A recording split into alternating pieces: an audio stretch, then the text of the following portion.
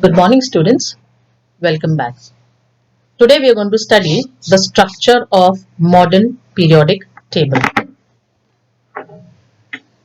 As you can see in the picture here, we have the periodic table which starts from hydrogen and it ends in an element having atomic number 118.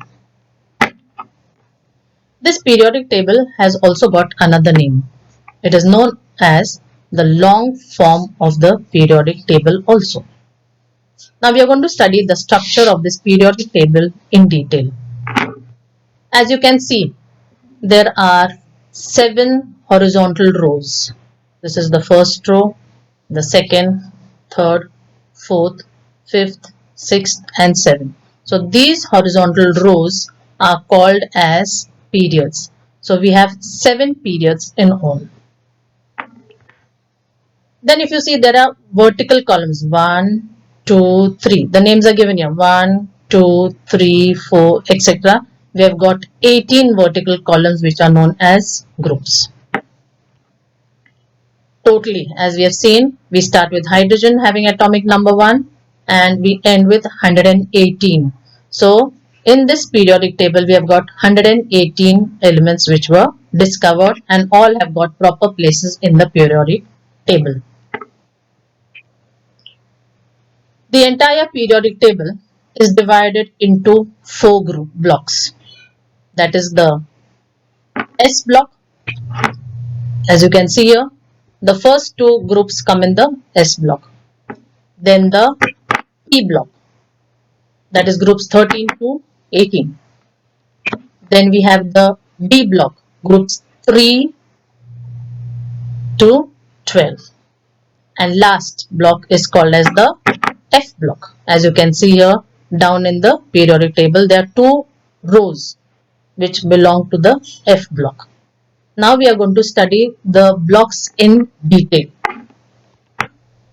First comes the S block. In the S block, we have 2 groups. As you can see here, group number 1 and group number 2. In group number 1, we have elements hydrogen, lithium, sodium, potassium, rubidium, cesium and francium. This family is called as the family of alkali metals. You just leave the hydrogen apart and from lithium to francium they are called as alkali metals. As you have written here, lithium, sodium, potassium onwards. Now let us see the electron structure of lithium, for example. In lithium there are 3 electrons. As you can see, the atomic number. We have seen atomic number is the number of electrons which are present in an atom. Here we see 3 electrons in the structure of the lithium. 2 in the first shell, that is S, and 1 in the second shell. So all these alkali metals will have 1 electron in its outermost shell. That is why they belong to group number 1. Even if you don't know the name of the element and if you know the electron structure showing only 1 electron in its outermost orbit, it belongs to that particular group. The second group is known as alkaline earth metals. As you can see here, the names are beryllium, magnesium, calcium, strontium, barium and radium. Let us see the electron structure. We take for example magnesium. Magnesium has atomic number 12. Electronic configuration is 2, 8, 2. 2 in the first shell, 8 in the second shell and 2 in the outermost shell. So all these elements will have 2 electrons in their outermost shell. That is why they belong to group number 2. We go to the P block. In the P block, we have groups 13 to 18. That constitutes the P block. Now, as you can see something in yellow here, the boxes which are colored in yellow, they are called as metalloids. There is a zigzag line in the periodic table over here. So they start with boron, silicon, germanium, arsenic, antimony, tellurium, and astatine. These all belong to metalloids.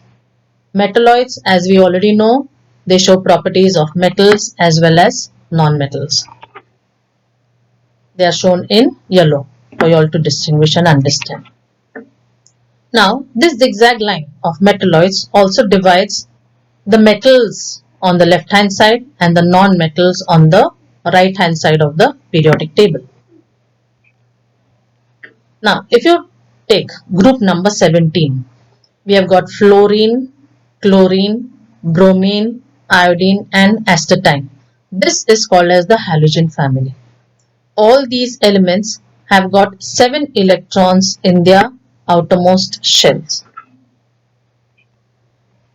Okay, the characteristic of 17th group is that they have got 7 electrons in their outermost shell called as the halogen family.